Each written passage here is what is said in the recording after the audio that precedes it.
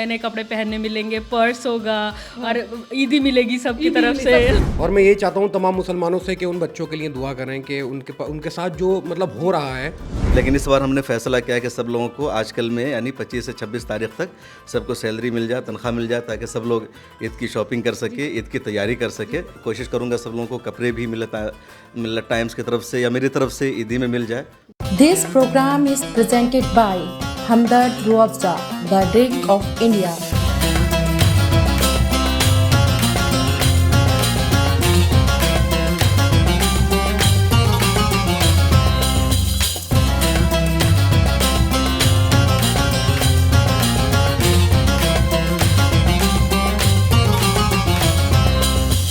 नाज़रीन किराम अस्सलाम वालेकुम, मैं हूं आपकी मेज़बान ज़बरीन फ़ारूक और आप देख रहे हैं अपना ख़ास प्रोग्राम बरकत रमज़ान। नाज़रीन, इस प्रोग्राम में हमने आपको तमाम जगहों की रौनकों से रूबरू कराया, जायकों से भी रूबरू कराया, चाहे वो बिहार के जायके हों, यूपी के जायके हों, तरह तरह के लोगों के मैसेजेस हमने आप तक पहुँचाए। मार्केट की रौनकों से भी हमने आपको रूबरू कराया, क्या शॉपिंग और क्या ट्रेंड में चल रहा है, ईद की कैसी ख़रीदारी कर रहे हैं लोग, वो भी हमने आपको दिखाया। दरगाहों और मस्जिद की रौनकों से भी हमने आपको रूबरू कराया। आज हम एक ख़ास जगह आए हैं, हम आए हैं मिल्लत टाइम्स की एक सीनियर जर्नलिस्ट हैं रुबा अंसारी साहिबा, जिनका ताल्लुक़ इलाहाबाद से है।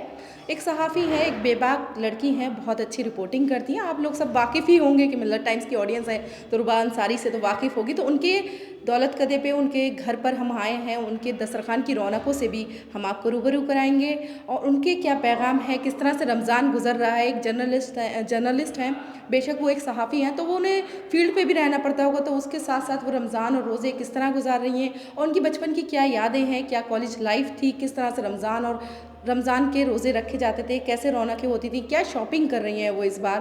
तो इन तमाम चीज़ों से हम आपको रूबरू कराएंगे, तो बने रहें मेरे साथ और चलते हैं अंदर और जायकों का लुत्फ़ उठाते हैं। अस्सलाम वालेकुम। वालेकुम अस्सलाम। सबसे पहले तो आपको रमज़ान मुबारक और आपका बेहद शुक्रिया कि आपने मिल्लत टाइम्स की टीम को अपने दस्तरखान पे बुलाया। आप लोगों का बहुत शुक्रिया, आप लोग यहाँ पर आए, मुझे बहुत अच्छा लगा। जी, तो रमज़ान कैसे गुजर रहे हैं? रमज़ान बहुत अच्छे गुजर रहे हैं, सिर्फ इस वजह से कि मौसम बहुत ज़्यादा अच्छा है। जैसे बहुत गर्मी रहती है तो परेशानी हो जाती है ना, तो मौसम अच्छा है तो बहुत अच्छे गुजर रहे हैं फ़िलहाल। तो रमज़ान में क्या रूटीन रहता है आपका?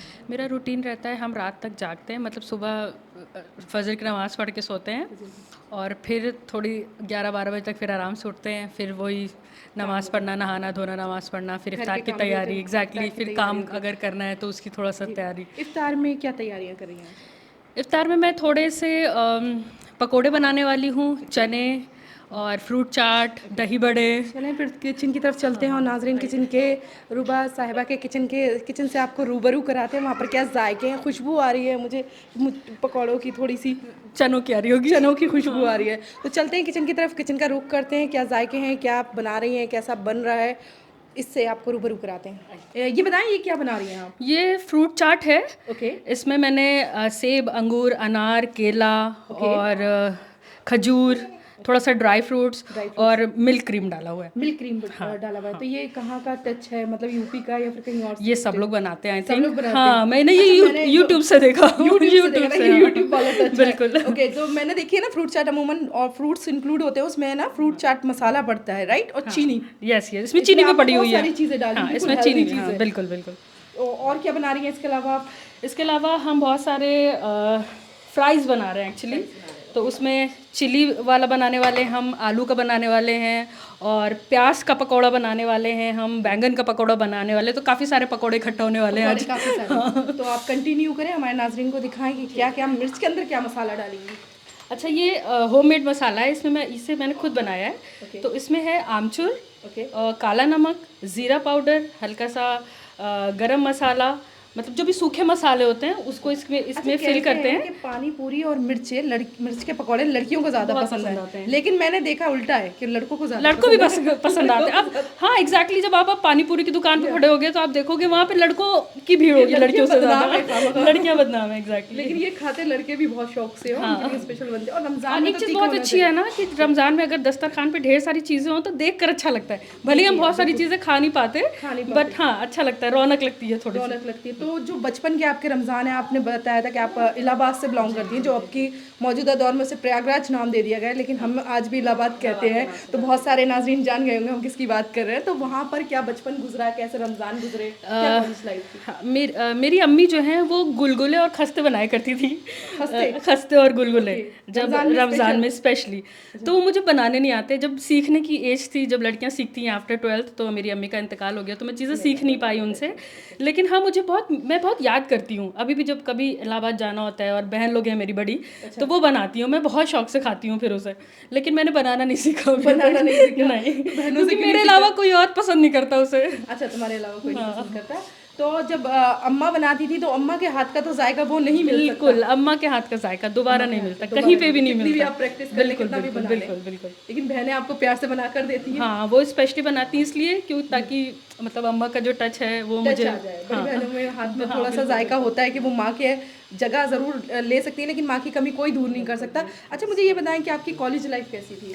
कॉलेज लाइफ मेरी बहुत ज़्यादा कॉम्प्लिकेटेड थी एक्चुअली। मैंने साइंस स्ट्रीम से पढ़ाई करी, मैंने बीटेक में एडमिशन लिया। फिर बीटेक में एडमिशन के बाद ही, मतलब मैंने 3 सेमेस्टर के बाद ही मेरी अम्मी का इंतकाल हो गया, और उन्हें कैंसर था, तो कैंसर का लंबा इलाज चला, जिसकी वजह से मुझे पढ़ाई ड्रॉप करनी पड़ी, क्योंकि मेरे अलावा कोई और नहीं था उन्हें देखने के लिए। तो फिर अम्मी के इंतकाल के बाद मैंने स्ट्रीम ही चेंज कर दी। मैंने सोचा मुझे अब मास कम्युनिकेशन करना है, मुझे जर्नलिज्म करनी है। फिर मैंने जर्नलिज्म किया। मैंने उसमें पहले कोई आइडिया ऐसा कुछ आया हो कि नहीं, मैं ना बोलती बहुत ज़्यादा थी, तो मुझे लगता था कि मैं आरजे बन जाऊंगी इतना बोल के। तो फिर लेकिन जब मैंने एडमिशन लिया ना, मैंने पहले डिप्लोमा में एडमिशन लिया। फिर मुझे समझ में आया कि अच्छा, देश में तो बहुत सारी चीज़ें चल रही हैं, स्पेशली जब हम मुस्लिम हैं, तो हम ये देख रहे हैं कि हमारे ही खिलाफ, हमारी कम्युनिटी के खिलाफ एक बहुत बड़ा प्रोपेगेंडा फैलाया जा रहा है हर तरह से। उस टाइम 3 तलाक के मुद्दे बहुत ज़्यादा हाई थे उस टाइम, मतलब गलत हलाला चल रहा था, मतलब कुछ भी चला रहे थे मीडिया। हाँ, तो मुझे लगा कि हाँ एग्जैक्टली, कि हमारे पास भी आवाज़ होनी चाहिए, और जो गलत चीज़ें फैल रही हैं उन्हें ठीक बताने के लिए भी कोई लोग होने चाहिए। तो मैंने इसलिए, और मैं मेन स्ट्रीम में गई नहीं, मैंने मास्टर्स किया है जर्नलिज्म में, लेकिन मैं मेन स्ट्रीम में नहीं गई, क्योंकि उनका जो काम करने का तरीका है मुझे बिल्कुल नहीं पसंद। मैं यहाँ पे मिलत टाइम से मैं शायद इसलिए भी हूँ क्योंकि यहाँ पे मुझे पूरी आज़ादी मिलती है एग्जैक्टली अपने कौम के लिए, अपने लोगों के लिए आवाज़ उठाने की। जो उनके खिलाफ प्रोपेगेंडा चलाया जा रहा है उसको ठीक तरीके से दिखाने की, ऐसा नहीं है, ऐसी चीज़ें, तो मुझे इसमें ज़्यादा तसल्ली आई थिंक। हम ये बात और भी कंटिन्यू करेंगे, पहले आप थोड़े से हमारे नाज़रीन को दिखाएं और पकौड़े क्या बना रही हैं। अच्छा, इसमें भी आप ये मसाला मिला रही हैं? हाँ, बिल्कुल सादा नहीं, मतलब अगर ये मसाला मिला दो तो ये ना बिल्कुल सादा सा टेस्ट नहीं आता, इसमें हल्का सा हाँ टैंगी टेस्ट हो जाता है। ओके। वैसे आलू के पकौड़े और ये जो प्याज की पकौड़ियाँ हैं, ये तो बरसों से चली आ रही है। एग्जैक्टली, दस्तरखान पे इनका होना बहुत ज़रूरी है। दस्तरखान पे रूअफ़ज़ा और ये पकौड़े जब नहीं हो तो रमज़ान की एक रौनक ऐसा लगता है ही नहीं, रौनक नॉर्मल है। ठीक है, तो अब ये पकौड़े इसमें डिप करेंगे हम आलू को, और ये जाएगा डायरेक्ट।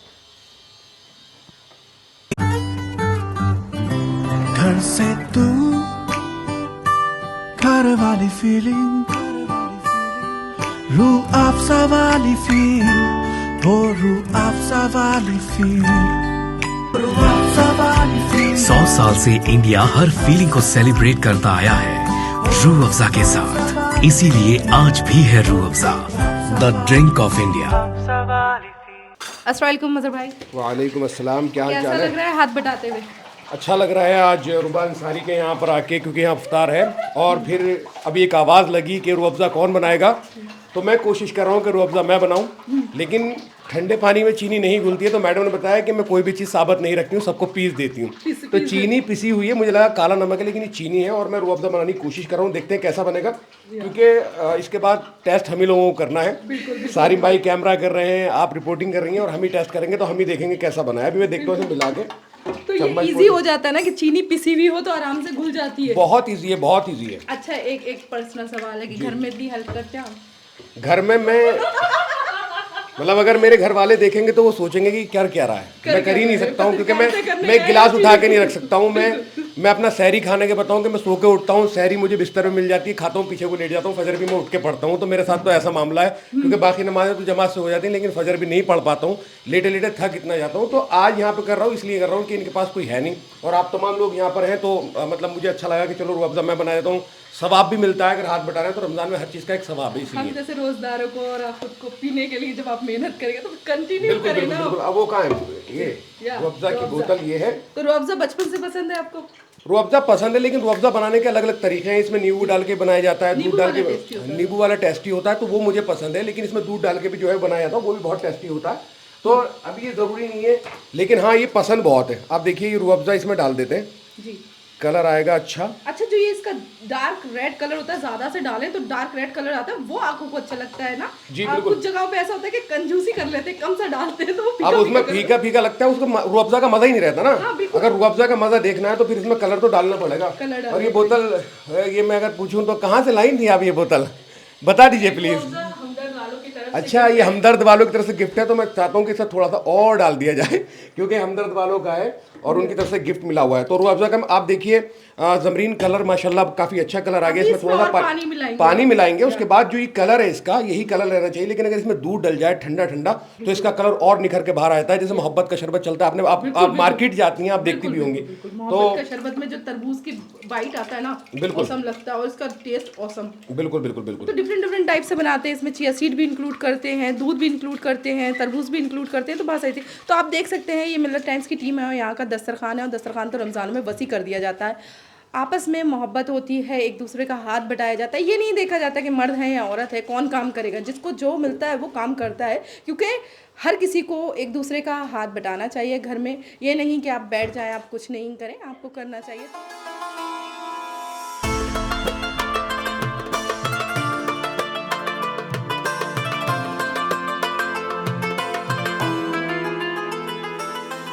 नाज़रीन, आप देख सकते हैं दस्तरखान पे अल्हम्दुलिल्लाह अल्लाह की दी गई तमाम नेमतों यहाँ पर मौजूद हैं, और सबसे लजीज़ मुझे यहाँ पर छोले लगे हैं। तो छोलों की रेसिपी हम हमारे नाज़रीन को अगर आप बताना चाहें तो। पहले तो हम रात भर छोलों को पानी में सोक कर देते अच्छा, ये हैं। वाइट चना छोले बोलते हैं, राइट? एग्जैक्टली। रात में सोक कर दिया, पूरी रात भर ये भीगा रहा। फिर नेक्स्ट डे हमने इसमें थोड़ा सा नमक डाल के, हल्का सा खाने वाला सोडा डाल के सीटी लगा दी। ठीक है। फिर नेक्स्ट स्टेप में ये है कि हम प्रॉपर तड़का तैयार करते हैं, जिसमें मैं प्याज, हींग, ज़ीरा, सूखे सारे मसाले और थोड़ा सा अदरक लहसुन का पेस्ट, बहुत ज़रा सा, वैसे सब नहीं डालते, बस मैं डाल देती हूँ, मुझे बहुत पसंद है। तो उसको थोड़ा सा और टमाटर, हाँ, डाल के बहुत देर तक चलाना है। मिर्चें वगैरह डाल देनी है, और जब वो अच्छे से पक जाए तो उसमें फिर जो उबला हुआ छोला है उसे मिला देना है। बाकी आप गार्निशिंग के लिए ऊपर से कुछ भी इसमें डाल सकते हैं, एग्जैक्टली। यस। इसके अलावा आपने सूखे छोले भी बनाए दूसरे टाइप के चने, एग्जैक्टली। दोनों की रेसिपी जो है वो सेम है, बट क्योंकि दोनों, हाँ, वो काले चने तो टेस्ट अलग आ रहा है, बल्कि रेसिपी दोनों की एग्जैक्ट सेम है। अच्छा, रमज़ान की क्या शॉपिंग चल रही है? अभी मैंने कुछ नहीं ली, बट मैंने छुटकी की ले ली क्योंकि सबसे रात बड़ी में जिम्मेदारी होती है कि बच्चों की सबसे पहले शॉपिंग करानी होती है ईद जो होती है ना, वो बच्चों की होती है। अच्छा, बचपन छोटे में बच्चों आपकी कैसी होती की। मेरी भी बहुत ये रहता था ना कि 3 अलग अलग दिन है तो नए नए कपड़े पहनने मिलेंगे, पर्स होगा और ईदी मिलेगी सबकी तरफ से। सबसे ज़्यादा खुशी तो आई थिंक मुझे लगता है कपड़ों के बाद होती थी, तो वो ईद की होती थी। तो ये समझ में आती है कि बच्चों के लिए सबसे ज़्यादा ज़रूरी है ये। तो पहले मैंने इनका कर लिया कि इनका हो जाना चाहिए। अब मैं आज इंशाल्लाह जाऊँगी रात में शॉपिंग करने के लिए, अपने लिए लूँगी आज। जी। तो इसके अलावा जैसे रमज़ान का महीना है तो हम नए कपड़ों का एहतमाम करते हैं, खुशबू का एहतमाम करते हैं। तो आप इस बार कौन सी खुशबू यूज़ कर रहे हैं? मैं खुशबू बहुत टाइम से, स्पेशली रमज़ान के दिनों में, अजमल का परफ्यूम यूज़ करती हूँ। हाँ, क्योंकि क्या होता है ना, देखिए आपको नमाज भी पढ़ना होता है। बाकी आप कोई परफ्यूम यूज़ कर रहे हो तो उसमें अल्कोहल होता है, उसके साथ आप नमाज नहीं पढ़ सकते, है ना। अजमल के परफ्यूम की सबसे अच्छी खासियत ये है कि अल्कोहल फ्री है। तो आप जब नहा लेते हो, खुशबू लगा लेते हो। और वाला है, मुझे दिखाइए। हाँ, कौन सा वाला यूज़ करती हैं? आ जाइए। तो चलते हैं नाज़रीन, देखते हैं कौन सा वाला अजमल का परफ्यूम रुबा साहिबा यूज़ करती हैं। तो चलते हैं। जी रुबा साहिबा, कौन सा परफ्यूम यूज़ करती हैं आप? तो मेरे पास ये अजमल का रॉयल पर्ल है। इसकी स्मेल बहुत ही ज़्यादा सूदिंग है, बहुत ही अच्छी है, लाइट है। मतलब लड़कियां इस पर स्पेशली, आप ट्राई करके देखिए, आपको भी पसंद आएगी। लड़कियां इसे बहुत पसंद करती हैं, है ना। तो इसके साथ नमाज भी हो जाती है, बहुत लाइट सी है, इसलिए मुझे ये बहुत पसंद है। क्योंकि इसकी ऐसा होता है कि हम कोई भी परफ्यूम वगैरह यूज़ करते हैं ना, तो उसकी बहुत हार्ड फ्रेगरेंस होती है ना, सर दर्द लगता है। ये बहुत ही सोबर, बहुत ही सूदिंग, बहुत ही लाइट सी है। और सबसे अच्छी चीज़ ये है कि अजमल वाले जो है ना, ये अपने कुछ पैसा जो है वो डोनेट करते हैं बच्चों की पढ़ाई की तरफ। तो मुझे ये चीज़ बहुत पसंद है, ये चीज़ मुझे बहुत पसंद है। इसलिए मैं और लोगों से भी यही कहती हूँ कि अगर आप मुस्लिम हैं, आप नमाजी हैं, नमाज़ पढ़ते हैं, तो आपको ये परफ्यूम ज़रूर लगाना लगाना चाहिए, क्योंकि एक तो अल्कोहल फ्री है, प्लस इसका एक बहुत अच्छा पैसा गरीबों की मदद के लिए जाता है, तो आपके जरिए भी आप चला एक जाएगा। हिस्सा बन सकते हैं उस Exactly, मदद का कि exactly, आप परफ्यूम भी यूज़ कर सकते हैं और उसका आपका थोड़ा सा हिस्सा आपके बच्चों की तालीम और सेहत के लिए जा जी सकता जी। है। तो मैं यही रिकमेंड करूँगी स्पेशली मुस्लिम्स को कि आप इसे ज़रूर से यूज़ करें। इसकी स्मेल भी बहुत अच्छी है, आप इसे लगा के नमाज भी पढ़ सकते हैं, क्योंकि ये अल्कोहल फ्री है। बिल्कुल। तमन्ना भाई, ईद की क्या तैयारी चल रही है? मसाला बहुत अच्छा चल रहा है। क्या खरीदारी की आपने? मैंने अभी तक तो खरीदा नहीं, चांद रात के दिन खरीदूंगा। अच्छा, इत्र का इस्तेमाल करते हैं? जी, कौन से इत्र इस्तेमाल करते हैं? मैं तो अजमल का करता हूँ। अजमल का इस्तेमाल करते हैं। कैसा लगता है अजमल साहब का बहुत अच्छा लगता है, मतलब अजमल परफ्यूम बहुत अच्छा भी है और उसमें अल्कोहल फ्री है, तो नमाज पढ़ने में आसानी होती है। मेरे पास है, मैं आपको दिखाइए, लगा मैं के नाज़रीन को दिखाता हूँ। दिखाइए कौन सा इत्र यूज़ करते हैं आप। ये अजमल का है, जी, आप देख सकते हैं अजमल का ही है। डब्बा पर अजमल लिखा हुआ है, डब्बा देखा होगा। मैं आपको लगा के दिखाता हूँ। जी। फ्रेगरेंस कैसी है? हार्ड है या लो है? ये बहुत अच्छा है, मतलब बहुत अच्छा खुशबू है इसका, और मतलब आपका इरादा है पूरी मस्जिद में जाके महकाएंगे आप? इंशाल्लाह ज़रूर। इंशाल्लाह ज़रूर। जी मज़हर साहब, क्या तैयारी चल रही है ईद की? बस अल्हम्दुलिल्लाह शानदार रोज़े गुजरे हैं और इस दौरान एक रोज़ा छूटा भी है, उसका बहुत सख्त अफसोस है। लेकिन माशाल्लाह बहुत शानदार रोज़े जो हैं गुजरे हैं। पता नहीं चला कि गर्मी थी, दस्तरखान पे बैठ के प्यास नहीं लगती, ना पानी को जी होता है, क्योंकि गर्मी के रोज़ों में तो पानी से पेट भर जाता है। अल्लाह ने इतनी नेमतें अता की हैं। लेकिन आज मैंने एक वीडियो देखा फ़लस्तीन का, जिसमें मैंने छोटे छोटे बच्चों की शहादत देखी। आज बहुत दिल रोया और मैं ये चाहता हूँ तमाम मुसलमानों से कि उन बच्चों के लिए दुआ करें कि उनके साथ जो मतलब हो रहा है, पूरी दुनिया हम कितनी नेमतों से नवाजे जा रहे हैं, अल्लाह ने हमें दस्तरखान पे कितनी नेमतें दी हैं और वो ज़र्रे ज़र्रे को तरस रहे हैं। लेकिन उनका इम्तिहान है और उनके ईमान मजबूत है, हमारे ईमान भी इस लायक नहीं है। लेकिन फ़लस्तीन वाले जो हैं एक मिसाल क़ायम करेंगे और इंशाअल्लाह उन्हें बहुत जल्दी कामयाबी भी अता करेगा। ये मसला और ये दुख तो एक अलग है कि फ़लस्तीन के मुसलमानों के साथ जो ज़्यादती हो रही है, जो नरसंहार किया जा रहा है उनका, वो तो रहेगा उसका दर्द। लेकिन जब भी आप वीडियो देखते हैं तो एक ना एक वो दर्द महसूस हो जाता है कि हमारे अगर बच्चे हुए या हमारे फैमिली मेम्बर्स हुआ तो क्या गुजरेगी। लेकिन वो दर्द एक अलग है। इसके अलावा मैं माजरत ये पूछना चाहती हूँ, ईद की कैसी शॉपिंग चल रही है? ईद की शॉपिंग अभी नहीं की है, लेकिन इंशाल्लाह कोशिश ये है कि अगर मंडे की ईद होती है तो सैटरडे या संडे जाकिर नगर में अपना पूरी मार्केट है, तो वहीं से पैर रखने को जगह नहीं है। और अब तो ऑड इवन मतलब जेंट्स और वुमेंस में कर दिया गया कि रात में औरतें और दिन में जो है वो जेंट्स जा रहे हैं, तो काफ़ी सहूलत है। और वहाँ कुर्ते पजामे, लखनऊ चिकन आड़े, बहुत सारे ब्रांड मिलते हैं। तो जाकिर नगर के कुर्ते पजामे बहुत फेमस हैं और इंशाल्लाह मैं कोशिश करूँगा कि कुर्ता पजामा ख़रीदा जाए अपने लिए भी, अपने वालिद के लिए भी। तो कोशिश करूँगा कि वहाँ से मैं शॉपिंग करूँ, लेकिन अभी नहीं की। इंशाल्लाह सोच रहा हूँ सैटरडे या संडे में करूँगा ज़रूर। और इत्र खुशबू का क्या इस्तेमाल करते हैं? एक देखिए, इत्र जो है, खुशबू जो है वो रूह की ग़िज़ा होती है, मुझे किसी ने बताया था। पहले मैं ईद पे जो खुशबू लगाता था तो सारे दिन के लिए सो जाता था, मेरे साथ प्रॉब्लम थी, मुझे पता नहीं क्या हो जाता, खुशबू लगा के मैं सो जाया करता था। लेकिन फिर मैंने खुशबू बहुत ज़्यादा लगाना शुरू करा और जब मैंने लगाना शुरू करा तो अजमल की जो फ्रेग्रेंस होती है वो शानदार होती है। मैंने अजमल का इत्र, सर में दर्द नहीं होता, इतना शानदार इत्र होता है कि आप निकल के चले जाओ तो लगता है कि यहाँ से कोई निकल के गया है। तो वो खुशबू जो है बहुत शानदार होती है और उसका जो है मैंने महसूस किया, तो मैं उसी को जो है वो इस्तेमाल करता हूँ। तो हमेशा इस्तेमाल करते हैं? हमेशा इस्तेमाल करता हूँ, बिल्कुल। सब लोगों ने अभी ईद की शॉपिंग की बात की, आपने सबसे क्वेश्चन ही कर लिया कि ईद की शॉपिंग कैसे चल रही है। तो हम सब लोग साथ में काम करते हैं, तो इस बार मैंने फैसला किया कि सबको जल्द अज जल्द सैलरी मिल जाए, तनख्वाह मिल जाए, क्योंकि मिलर टाइम्स की तरफ से सबको तनख्वाह महीना मुकम्मल हो जाने के बाद अगले मंथ की 5 से 7 8 तारीख तक तनख्वाह दी जाती है और यही उसूल होता है। लेकिन इस बार हमने फैसला किया कि सब लोगों को आजकल में यानी 25 से 26 तारीख तक सबको सैलरी मिल जाए, तनख्वाह मिल जाए, ताकि सब लोग ईद की शॉपिंग कर सके, ईद की तैयारी कर सके। तो हमारी तरफ से फैसला है। सर, ये तो बात सैलरी की हुई, तो ईद पर क्या तोहफा अपने स्टाफ को आप दे रहे हैं? हम हर साल देते हैं, इस साल भी मिलेगा। इस बार सब लोगों ने अजमल के परफ्यूम की बात की कि अच्छा लगता है, तो मैं कोशिश करता हूँ कि अजमल परफ्यूम ख़रीद करके सब लोगों को अजमल का परफ्यूम भी गिफ्ट करूँ। कोशिश करूँगा सब लोगों को कपड़े भी मिलर टाइम्स की तरफ से या मेरी तरफ से ईदी में मिल जाए। कुछ और हो सका तो उसके लिए भी कोशिश होगी इंशाल्लाह। कोशिश है सर, आपको अल्लाह आपको तौफीक दे कि आप ये कोशिश जारी रखें पूरी।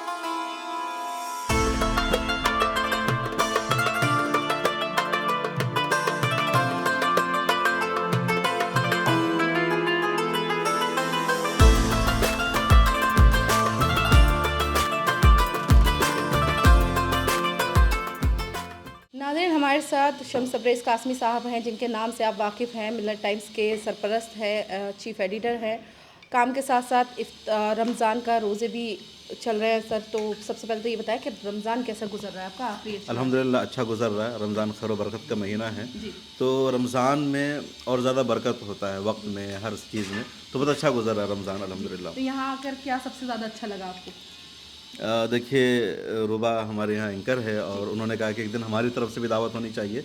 ऑफिस में रोज़ाना दावत रहती या रोज़ाना दूसरे लोगों की तरफ से दावत आती है, मिलर टाइम्स की टीम की, हम लोगों की, तो इन्होंने कहा कि एक दिन मुझे भी दावत करनी है पूरे ऑफिस की, आप सब लोगों की। तो मैंने कहा कि बहुत अच्छा है, ज़हे नसीब कि आपकी तरफ से दावत हो, वरना जर्नलिस्ट जो है बहुत कम मुमन इफ्तार पर बुलाती है, अपने घर दावत देती है। तो रुबा ने हौसला दिखाया, हिम्मत दिखाई और कहा कि मुझे पूरी टीम को बुलाना है। तो हालांकि टीम के सब लोग यहाँ नहीं हैं, कुछ लोग दूसरी जगह हैं।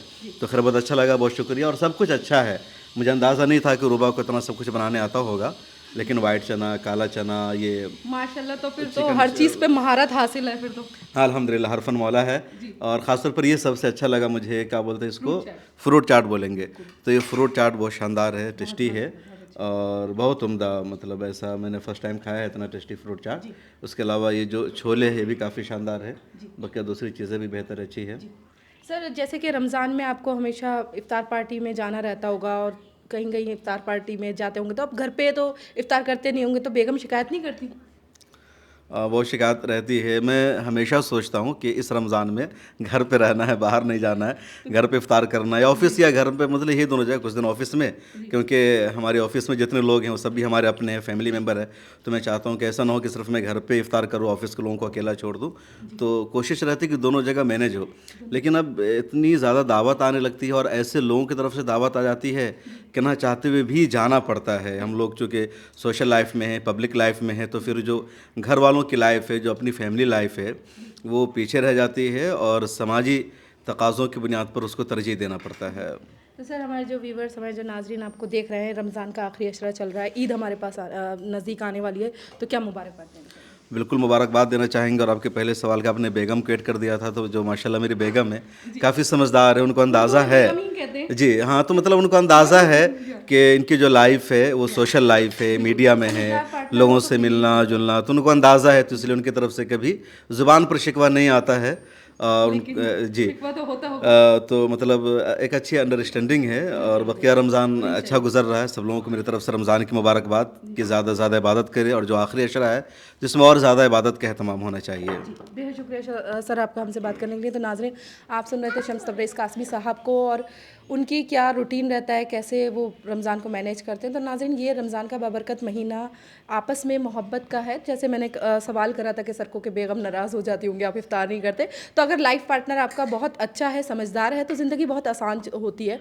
तो रमज़ान का यही महीना है जिसमें बहुत सारी नेमतें, फजीलतें आपके दरमियान हैं। अल्लाह आपसे राज़ी हो सकता है अगर आप तौबा करें। तो रमज़ान के इस महीने में ज़्यादा से ज़्यादा अल्लाह को राज़ी करें और तमाम उम्मत मुस्लिमा के लिए आप दुआएं खैर करें, दुआएं करें और फ़लस्तीन के और गाज़ा के मुसलमानों के लिए ख़ास कर दुआ करें। उनके साथ जो हो रहा है वो रमज़ान के इस महीने में वाकई में तमाम लोगों को शर्मसार कर देने वाला है। उनके लिए खैर की दुआ करें और तमाम मुसलमानों के लिए भी खैर की दुआ करें। और इसी के साथ मुझे दीजिए इजाज़त, मिलते हैं कहीं और किसी और दस्तरखान की रौनकों से आपको रूबरू कराते हैं। अस्सलाम वालेकुम वरहमतुल्लाहि वबरकातुहू। This program is presented by Hamdard Ruafza, the drink of India.